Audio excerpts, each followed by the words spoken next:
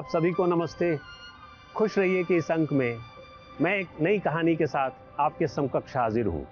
आज मैं सोच रहा हूँ कि आपको एथिकोस से एक ऐसी कहानी सुनाई जाए जो आपको शीर्षक सुन के ही कुछ लगेगा कि आखिर ये कहानी है क्या।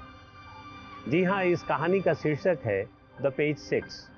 हुआ ये कि उस दिन उस व्यक्ति की छुट्टी थी या घर वाले सारे खुश थे, क्योंकि जो घर का मुखिया होता है अगर उसकी छुट्टी हो तो शायद घर में सब कुछ हरा भरा सा लगता है।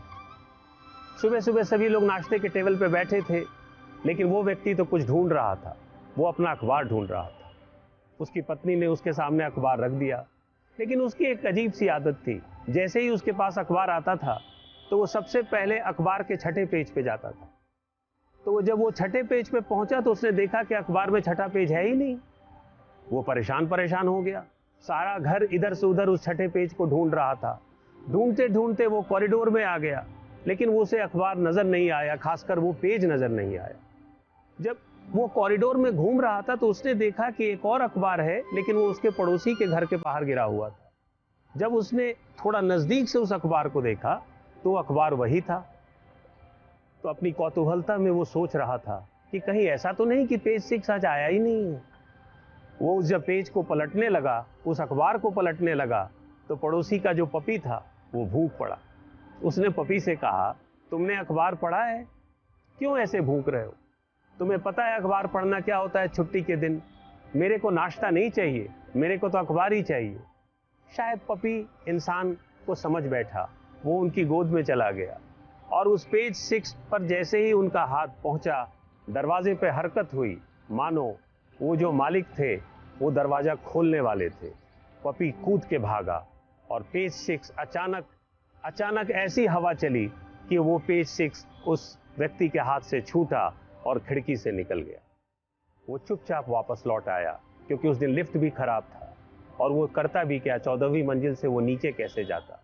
वो चुपचाप देखता रहा, पेज 6 चला गया। जो ओनर था वो बड़बड़ाता हुआ बाहर निकला और उसने कहा कि पता नहीं लोग अखबार क्यों फेंक देते हैं इधर से उधर। वो अपना अखबार उठाया और वो चुपचाप अंदर चला गया। नाश्ते के टेबल पर नाश्ता रखा हुआ था, पर वो व्यक्ति बहुत परेशान। आखिर उसका पेज 6 उसे नहीं मिल रहा था। जब वो कुर्सी से उठा तो देखा उसके दरवाजे पर कोई है। उसने कहा अपने बच्चों से, देखो तो कौन है? तो उसने बच्चों ने कहा, पापा पपी है। तो वो पपी की ओर गया और उसने कहा, तुम क्यों आए हो भाई? तुम्हारा मालिक तुम पर नाराज हो जाएगा।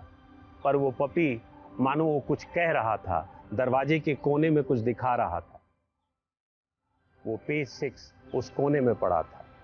उसने पपी की ओर देखा और कहा, पर क्या बोल रहे हो तुम? मैं तो सारा कुछ ढूंढ बैठा, मुझे तो पेज 6 यहां नजर नहीं आया। पपी चुपचाप खड़ा था। उस व्यक्ति ने पेज 6 को पढ़ना शुरू किया।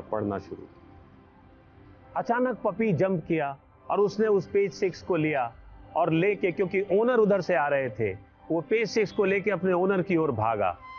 वो व्यक्ति मुस्कुराया और समझ बैठा कि अच्छा ये उस अखबार से लेकर आया है।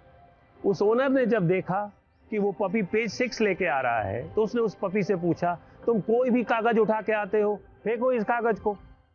पपी ने ओनर की ओर देखा और उसे उस कागज को फेंकना पड़ा। तब तक ये व्यक्ति अपने परिवार के साथ बहुत खुश नजर आ रहा था, क्योंकि उसने पेज 6 पढ़ लिया था। जैसे ही उसने दरवाजा बंद किया, दरवाजे पर फिर हरकत हुई। जब वो दरवाजा खोल रहा था तो उसने देखा पपी उस पेज 6 के साथ उसके सामने खड़ा था। और जब उसने उस पेज 6 को उठाया तो वो पपी 6 बार भूखा, मानो वो ये कह रहा था कि आप जिस पेज को ढूंढ रहे थे, मैं उसको पढ़ तो नहीं सकता था, पर मैं इसको महसूस जरूर कर सकता था। हमारी जिंदगी में ऐसे बहुत से वाक़ये होते हैं जहां पे पढ़ना आसान नहीं होता, लिखना भी आसान नहीं होता, पर महसूस करना बहुत आसान होता है। हमारी भी जिंदगी के पेज 6 कई बार इधर से उधर गुम हो जाते हैं। उस पेज 6 को ढूंढिए और उस पेज 6 को पढ़िए और महसूस करिए। तब तक खुश रहिए कि अगले अंक में मैं फिर आपसे मिलूंगा। आप अपने परिवार में, अपने समाज में और अपने देश में खुशियां बांटिए और सबसे बड़ी बात, खुश रहिए कि कहानियां सुनते भी रहिए। नमस्ते, जय हिंद। हैं।